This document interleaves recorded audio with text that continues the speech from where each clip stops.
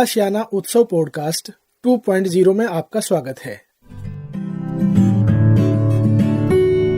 हम सीनियर्स हम सीनियर्स हम सीनियर्स हम सीनियर्स हम सीनियर्स हम सीनियर्स हम सीनियर्स हम सीनियर्स हा हा हा हम सीनियर्स हम सीनियर्स हम सीनियर्स।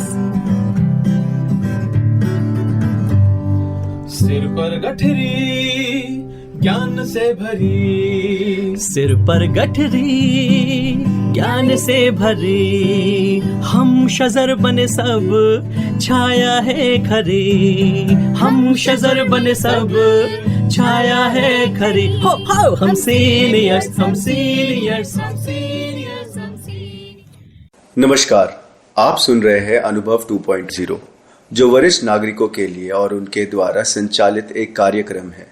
यह कार्यक्रम सामाजिक न्याय और अधिकारिता मंत्रालय, भारत सरकार द्वारा राष्ट्रीय सामाजिक रक्षा संस्थान और मीडिया फॉर कम्युनिटी फाउंडेशन के सहयोग से संचालित और प्रोत्साहित किया गया है।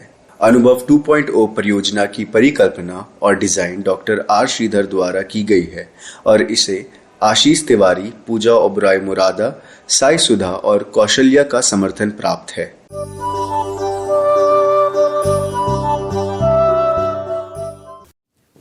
हेलो दोस्तों, आप अनुभव 2.0 सुन रहे हैं। मेरे श्रोताओं को प्यार भरा नमस्कार। और मैं आपके लिए दिलचस्प कार्यक्रम लेके आती ही रहती हूँ। और आज हमारे साथ जुड़े हैं डॉक्टर रवि रंजन। डॉक्टर साहब नमस्कार आपको। नमस्कार मैम। और बहुत आभार प्रकट करती हूँ कि आप हमारे साथ जुड़े। मुझे मालूम है आप एक जिपिंग अराउंड डॉक्टर हैं और 24 घंटे में से शायद 20 या 22 घंटे काम करते हैं, पर आप हमारे श्रोताओं को कुछ बहुत अहम जानकारी देंगे हेल्थ के बारे में, अपनी शरीर के बारे में, अपने कैसे उसे मैनेज किया जाता है, बहुत ज़रूरी है। हम आज क्रिटिकल केयर की बात करेंगे जी। तो आप इसके इतने एक्सपर्ट हैं और इस फील्ड में बहुत काम कर रहे हैं, तो हमारे श्रोताओं को बताइए ये क्रिटिकल केयर या जो जैसे इमीडिएट केयर होती है वो है क्या चीज़? हमें इतना ज्ञान नहीं है इसका। सबसे पहले तो श्रोताओं को मेरी तरफ से भी प्यार भरा नमस्कार जी। मैं डॉक्टर रवि रंजन हूँ और पिछले 28 साल से क्रिटिकल केयर में हूँ जी जी। मैं मौत को बहुत नज़दीक से देखता हूँ जी। और सबसे पहले ये समझने का प्रयास करते हैं कि क्रिटिकल केयर क्या है, ये ज़रूरी है जानना। Any situation which is life threatening. अच्छा, जिससे आपकी जान जा सकती है, जिससे आपकी जान मिनटों में खतरा हो सकता है जी। खतरा है और जहाँ हमारे पास चंद मिनट या चंद घंटे हैं जी, तो वहाँ पर क्रिटिकल केयर डिपार्टमेंट एक्टिव होता है जी जी जी। और इसमें समय का बहुत बड़ा रोल रहता है, जिसको हम लोग गोल्डन मिनट्स या गोल्डन आवर्स भी बोलते हैं जी। खासकर जो कोरोना के सेकेंड वेव के बाद सडन कार्डियक अरेस्ट ने एक महामारी का रूप ले लिया है। अच्छा। और इसमें जो वक्त मिलता है वो मिलता है 10 मिनट, केवल 10 मिनट। बताइए। हर मिनट के साथ जी बचने की संभावना 10% कम होती जाती है। अरे और 10 मिनट में द लाइफ इज ओवर। इस 10 मिनट में जी हम लोग चाह के भी बड़े से बड़े कॉरपोरेट हॉस्पिटल में जो इनफैक्ट घर के बिल्कुल बगल में भी हो वहाँ भी नहीं पहुँच सकते जी। तो इसका समाधान ये है कि जो लोग आपके इर्द गिर्द रहते हैं जी जी जी, क्या उन्हें बेसिक लाइफ सपोर्ट की जानकारी है या नहीं? तो मगर इसके लिए तो एक स्ट्रक्चर्ड ट्रेनिंग प्रोग्राम होता होगा। जी हाँ जी जी। Basic life support it is not a rocket science, it's a 1 day course. एक दिन में? एक दिन का कोर्स है। क्या बात। और उसमें भी आप ये मान के चलिए कि 5 से 6 घंटे का एक्सटेंसिव ट्रेनिंग है जी जी। और ये अमेरिकन हार्ट एसोसिएशन के द्वारा डिजाइंड है जी। और उसमें इंटरएक्टिव सेशंस होता है जी, जहाँ पे हम लोग CPR सिखलाते हैं। AED मशीन होता है जो आजकल इंक्लूडेड है CPR ट्रेनिंग के साथ। अच्छा। That is automatic electric defibrillator. अच्छा अच्छा। आजकल आप कहीं पर भी चले जाइए, एयरपोर्ट पे, मॉल्स में, रेलवे प्लेटफॉर्म्स पे, हर एक जगह ये AED मशीन लगाना मैंडेटरी है। अच्छा। लेकिन अफसोस ये लगता है कि मशीन लगा हुआ है लेकिन लोगों को जानकारी नहीं है, जानकारी, इसके अवेयरनेस है ही नहीं कि इस मशीन का यूज कैसे करें। जी जी, बहुत जरूरी। नतीजा ये है कि आज की तारीख में 100 में से 100 मौत हो रही है। सडन कार्डियक अरेस्ट में आप सबको तो नहीं बचा सकते हैं, लेकिन अगर आपको बेसिक लाइफ सपोर्ट की जानकारी है तो 100 में से 72 लोगों की जान बच सकती है। पर डॉक्टर साहब, मतलब मैं ये जानना चाहती हूँ और मेरे श्रोताओं को आप बताएं कि क्या हम केवल हार्ट की बात कर रहे हैं? नहीं, ये हार्ट तो एक्सट्रीम इमरजेंसी हुआ जी। मैंने जानबूझ के ये शुरू किया था हार्ट से जी। अगर हम लोग हार्ट के लिए तैयार रहते हैं तो छोटा मोटा हर बीमारी को हम लोग टैकल कर ही सकते हैं, जैसे स्ट्रोक।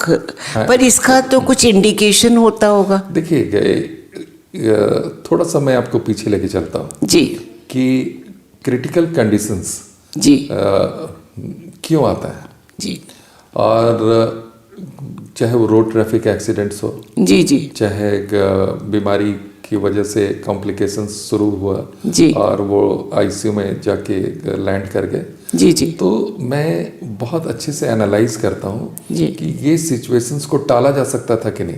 अच्छा। और मेरा अपना अनुभव है जी कि ये सारा हो रहा है जीवन की आपाधापी में, हम लोग अपने तनाव को मैनेज नहीं कर पाते।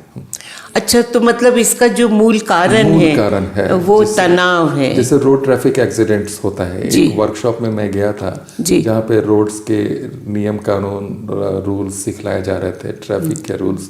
लेकिन सच्चाई ये है कि जैसे ही आप अपने एंगर को मैनेज नहीं कर पाए, इमोशनल टर्मोइल हुआ किसी वजह से, ऑफिस में हो गया या घर में हुआ, और उसको आप मैनेज करना नहीं जानते हैं जी, तो सड़क पर हादसा होगा। अच्छा, तो मतलब ये हादसा ही नहीं होता अगर आप इस तनाव में नहीं होते। बीमारी है, सपोज मान लीजिए डायबिटीज है जी, घर में किसी वजह से इमोशनल टर्मोइल हुआ जी, सीनियर सिटीजन है, उनको लगा कि मुझे नेग्लेक्ट किया जा रहा है जी, उन्होंने अपनी दवा चुपचाप खाना बंद कर दिया और घर में किसी को पता नहीं चल रहा है जी जी। नतीजा क्या होगा, जिस दिन पता चला ही इज ऑलरेडी सीरियस, वो लैंड कर गए एक, और फिर हम लोग आपाधापी मचाने लगते हैं कि अब क्या करें। तो मैं हमेशा से महसूस करता हूँ पिछले 26-28 साल से कि लोगों को थोड़ा काम डाउन, थोड़ा कि किस तरह से जिंदगी जीना है, लाइफस्टाइल चेंज, ये एक जीने का जो तरीका है जी, जिसमें स्ट्रेस को मैनेज करना सीखना होगा। और वो अगर नहीं सीखेंगे तो इस तरह का क्राइसिस आएगा ही आएगा जी। क्राइसिस आने के बाद ठीक है, डेफिनेटली मेडिकल मैनेजमेंट की भी थोड़ी बहुत जानकारी रहनी चाहिए जी जी, as a non medical person. लेकिन मैं जिस चीज़ पे फोकस करता हूँ वो है कि हर आदमी को अपने ब्रेन को किसी भी परिस्थिति में, निगेटिव से निगेटिव परिस्थिति में भी अपने को शांत और खुश रख सकते हैं कि नहीं। अच्छा, तो इसके क्या सुझाव आप देंगे? इसमें बहुत सा सिंपल है जी। अगर आप गौर करोगे जी, तो अक्सर हम लोग उन चीज़ों के लिए सोचते हैं जो हमारे दायरे में नहीं रहता है जी। आप इसको ब्रॉडर वे में ऐसे सोचिए कि आपको लगता है कि पड़ोसी का घर अच्छे ढंग से व्यवस्थित नहीं है और बिना उसके परमिशन के आप उसके घर में घुस के चीज़ों को अरेंज करने लगे, तो वो आपको शाबाशी देने नहीं जा रहा है। You will get irritated, this is my house and you can suggest him but you cannot not do it। हाँ जी जी, बिल्कुल। अक्सर क्या होता है कि क्लोज रिलेशनशिप्स में husbands they take entry into the lives of wives and instead of making them do the things in a better way, वो suffocate कर देते हैं। वाइफ्स हस्बैंड्स के डोमेन में जहाँ जरूरत नहीं है वहाँ पर they take entry and instead of suggesting they start, मतलब वो करना चाहते हैं जी, हाँ। जी। पेरेंट्स बच्चों को डिक्टेट करने का कोशिश करते हैं, बच्चे पेरेंट्स को जैसे ही थोड़े बड़े होते हैं डिक्टेट कराना शुरू करते हैं। और इसमें जो हासिल होता है, मैं बहुत क्लोजली जिंदगी को देखता हूँ, रिश्तों को देखता हूँ और मरीजों से जब बातचीत करता हूँ तो मैं पाता हूँ कि हर आदमी जिसमें वो क्लोज हैं उन लोगों ने एक दूसरे को सफोकेट कर रखा है जी। तो आई ऑलवेज सजेस्ट कि एक दूसरे को सजेस्ट करिए, डिक्टेट ना करिए। जी जी। तो डॉक्टर साहब, पर हम ये मतलब जानना चाहेंगे कि अगर हम लाइफस्टाइल चेंज करते हैं तो बीमारियां कम होंगी? बिल्कुल होंगी जी। और लाइफस्टाइल में जैसे योगा हुआ, फूड हैबिट्स हुआ। अच्छा, food is very important. Food is very important. जी जी। आप किस तरह का फूड खाएं और जी, फूड के साथ साथ mental preparation before accepting any food. आप किसी रात का खाना खाते समय अगर आप गुस्से में हैं जी, या कोई डिप्रेशन में है जी, तो आपको वो खाना सूट नहीं करेगा जी, वो खलबली बचाएगा। जी हाँ जी। मेरा अपना एक छोटा सा जो सेंटर है गुड़गांव में, जहाँ पे मैं लाइफ स्टाइल मॉडिफिकेशंस का प्रयास करता हूँ। बहुत खूब। मैं कोशिश करता हूँ कि डिनर के पहले there should be a session of, मतलब आप अपने माइंड को, अपनी बॉडी को ये मतलब प्रिपेयर करें बिफोर एक्सेप्टिंग फूड। जी। तो वो जो खाना आपने लिया वो जी, मुझे लगता है छोटी सी बात है, मगर जब हम लोग छोटे थे तो जब खाने के टेबल पे बैठते थे तो एक हाथ जोड़ के माँ छोटी सी प्रार्थना कराया करती थी। वो अब खत्म होती जा रही है। मैं नहीं देखती कि आजकल के बच्चे करते हैं। वो लोगों ने उसका महत्व नहीं समझा। वो प्रार्थना सिर्फ एक फॉर्मेलिटीज नहीं था जी, वो था कि कोई भी खाना ग्रहण करने के पहले you are preparing your body and mind to receive the food जी। वो चाहे वो प्रार्थना के रूप में हो, चाहे वो म्यूजिक के रूप में हो, चाहे प्राणायाम के रूप में हो, चाहे मेडिटेशन के रूप में हो। मेरा अक्सर लोगों से ये रहता है कि आप खाना ग्रहण करने के 15 मिनट पहले अपने आप को दिन भर की चिंताओं से मुक्त करिए। उसके लिए चाहे जो भी मीडियम, किसी को डांस अच्छा लगता है दे सो डांस, किसी को पेंटिंग अच्छा लगता है आप 15 मिनट 20 मिनट पेंटिंग कर लो। बहुत खूब। गाना अच्छा लगता है गाना गा लो, लेकिन खाते समय तनाव में रह के मत खाओ जी। तो ये ज़्यादा हार्म करेगा आपकी बॉडी को, और तनाव ही आप कहते हैं कि हर बीमारी की जड़ है। और तनाव का सिंपल रीज़न है कि सजेस्ट करना सीखिए, डिक्टेट मत करिए। जी, आपने पहले भी बताया ये बहुत बड़ी चीज़ है और हमें एक दायरे में रहना चाहिए। और आपने कहा लाइफस्टाइल चेंजेस करनी चाहिए। और अगर किसी को प्रॉब्लम आती है तो आपने कहा कि ट्रेनिंग लेनी चाहिए जो आपके आसपास सपोर्ट। और उसके लिए आई एम फ्रीली अवेलेबल।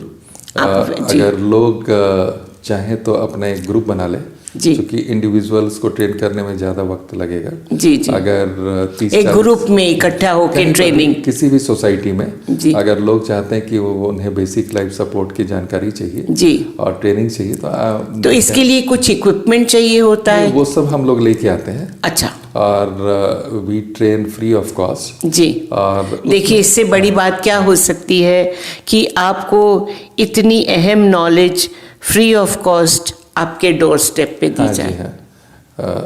जबकि अमेरिकन हार्ट एसोसिएशन इस सर्टिफिकेट के लिए चार्ज करता है, but we pay do charges, but we bring those things free of cost to the people. तो आप इतना काम कर रहे हैं और आपने अभी इतना विस्तार में बात की, तो मतलब अगर किसी को जैसे हार्ट अटैक या स्ट्रोक है तो उनको आप कैसे, उसको तो अस्पताल ले जाना पड़ेगा। बिल्कुल।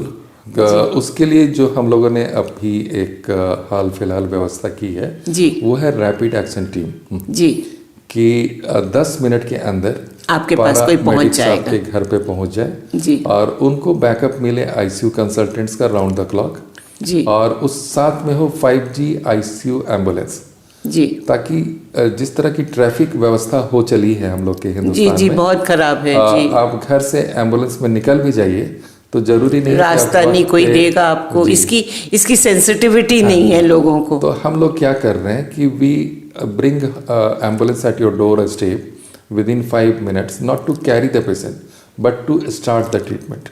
अच्छा, तो ट्रीटमेंट पहले शुरू हो जाएगा ताकि ट्रैफिक में 2 घंटे लगे 4 घंटे लगे जी, पेशेंट तो patient is being taken care of. तो ये बहुत बड़ी उपलब्धि है और मेरे श्रोता सुन रहे होंगे। और आजकल की ज़िंदगी में जो मैं आपकी बातचीत से समझ पाई हूँ डॉक्टर साहब, वो नटशेल में अपन रिवाइज कर लेते हैं कि क्रिटिकल केयर के लिए आपने कहा कि लाइफस्टाइल को चेंज करना चाहिए। आप स्ट्रेस में होंगे तो ज़्यादा प्रॉब्लम्स आपको आएंगी। फिर आपने बताया कि जब हम गाड़ी भी चलाते हैं तो तनाव में ना चलाएं, कुछ और सोच ना करें तो रोड एक्सीडेंट का होने का भी संभावना कम होगी। और एक दूसरे के लिए थोड़ा वक्त दें। जी जी, तो बहुत अच्छी अच्छी चीज़ें बताई हमें डॉक्टर रवि रंजन ने, और हमें समय का थोड़ा सा अभाव है, तो डॉक्टर साहब हम यहीं पे विराम लेंगे। और डॉक्टर साहब आप हमारे साथ जुड़े और इतनी अहम कार्य हमारे रोज़मर्रा की ज़िंदगी और हेल्थ के बारे में आपने बनाया, आपका बहुत बहुत शुक्रिया। और आप अभी आशियाना उत्सव भिवाड़ी से ये कार्यक्रम सुन रहे थे, और इस कार्यक्रम की संख्या थी 125, और मैं हूँ आपकी दोस्त और होस्ट अमिता शॉ। और मेरे श्रोता, आप लोगों को इतनी अच्छी जानकारी मिली है डॉक्टर रवि रंजन से, आपको प्यार भरा नमस्कार।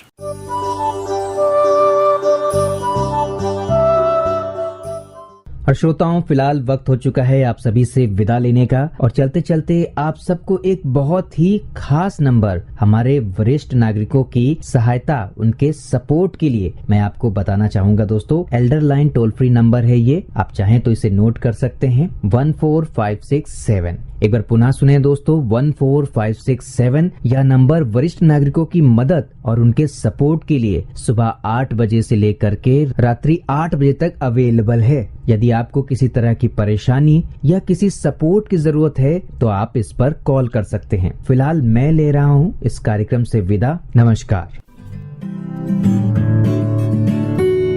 हम सीनियर्स, हम सीनियर्स, हम सीनियर्स, हम सीनियर्स, हम सीनियर्स, हम सीनियर्स, हम सीनियर्स, हम सीनियर्स, हा हा हा, हम सीनियर्स, हम सीनियर्स, हम सीनियर्स।